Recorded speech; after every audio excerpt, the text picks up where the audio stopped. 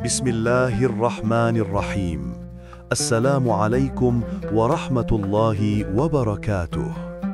Alhamdulillahi Rabbil Alamin. Segala puji bagi Allah Subhanahu wa Ta'ala yang telah memberikan kita nikmat iman, Islam, dan kesempatan untuk kembali bersua di channel ini.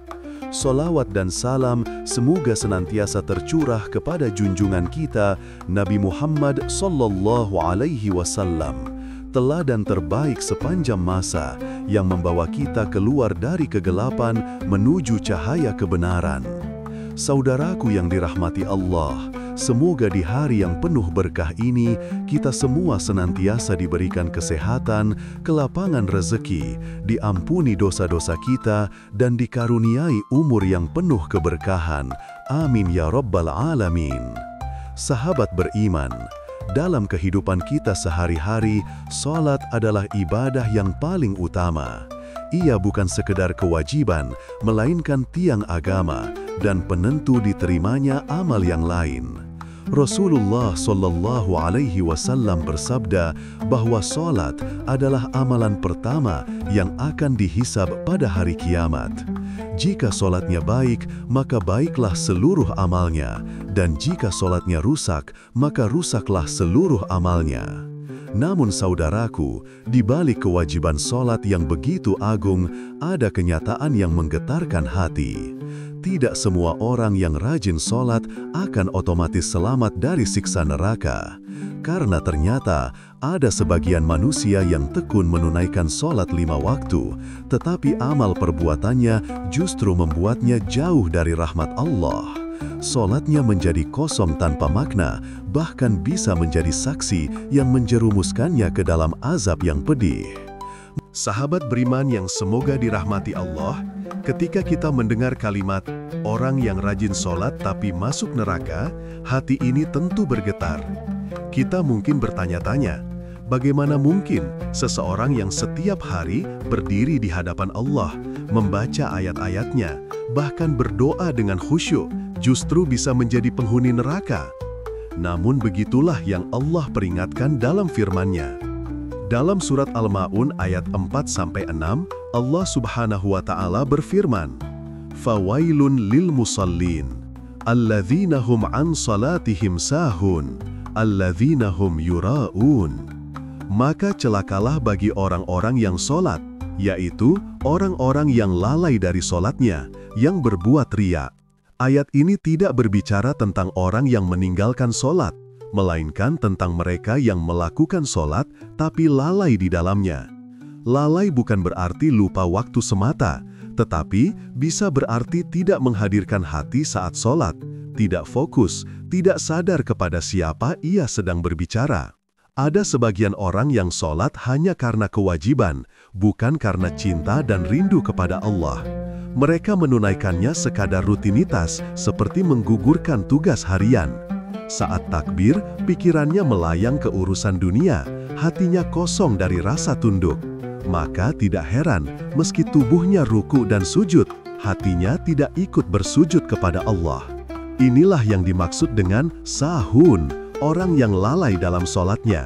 Rasulullah Shallallahu Alaihi Wasallam juga mengingatkan dalam sebuah hadis. Sahabat beriman yang dirahmati Allah, jika pada bagian sebelumnya kita membahas tentang orang yang lalai dalam salat dan mereka yang berbuat riya, maka sekarang kita akan melangkah lebih dalam tentang mereka yang rajin salat, namun perbuatannya di luar salat justru bertentangan dengan nilai-nilai salat itu sendiri.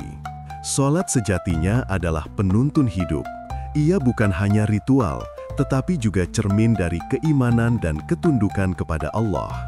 Maka, ketika seseorang masih melakukan kedoliman, menyakiti sesama, atau berbuat curang, sementara ia tidak pernah meninggalkan salat, berarti ada yang salah dalam hatinya.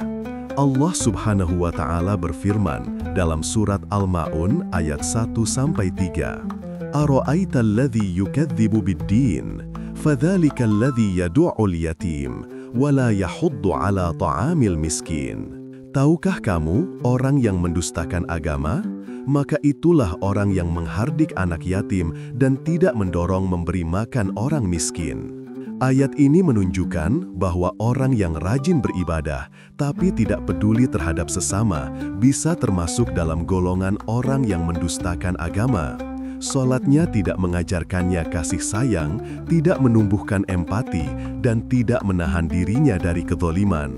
Bayangkan seseorang yang setiap waktu berdiri menghadap Allah, tapi setelah itu memaki istrinya, menipu dalam pekerjaan, atau berlaku sombong terhadap orang lain.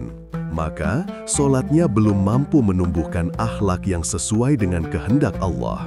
Rasulullah Shallallahu Alaihi Wasallam pernah bersabda, "Barang siapa salatnya tidak mencegahnya dari perbuatan keji dan mungkar, maka tidak ada salat baginya." Hadis riwayat Ahmad.